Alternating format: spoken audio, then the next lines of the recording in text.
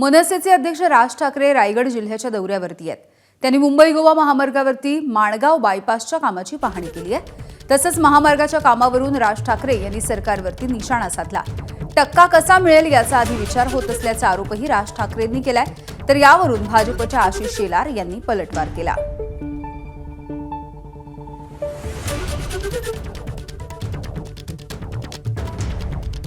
सगळे रस्ते करत असताना प्रत्येक वेळेला हाच प्रॉब्लेम आलेला आहे की जागा संपादित केलेली नाही, कंत्राटदाराला कंत्राट देऊन मोकळे झालेत, पैसे गेलेत, पैशातनं त्यांचे टक्के गेलेले आहेत आणि रस्ता तिकडेच आहे। हे वर्षानुवर्ष याच गोष्टी होत आल्या।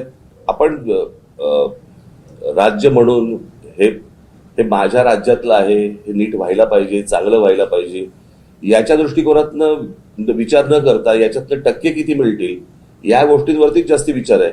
आमच्या जमिनी कशा विकल्या जातील, जमिनी घेऊन ठेवायच्या, हेच व्यवहार नुसते सुरू आहेत। बाकी काय सुरू आहे मला जरा सांगा महाराष्ट्रात आता।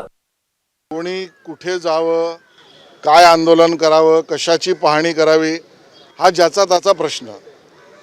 मुद्दा एवढाच आहे की विषयाबद्दल आपण प्रामाणिक आहोत का। मुंबई गोवा या महामार्गाबद्दल जर मनसे प्रामाणिक असेल तर त्या प्रामाणिकपणाची परीक्षा त्यांना आधी द्यायला लागेल आणि ती परीक्षा अशी आहे की सन्माननीय राज ठाकरे असो वा मनसे हे त्यांचा मित्रपक्ष असलेल्या उद्धव ठाकरे आणि त्यांच्या सरकारला तुमच्या काळात तुम्ही या बाबतीत काय केलं, दिरंगाई कशी केलीत, कंत्राटदाराशी काही चर्चा सल्ला मसलत केलीत का, असं उद्धव ठाकरे आणि त्यांच्या सरकारला विचारणार आहेत का, हा प्रश्न आहे।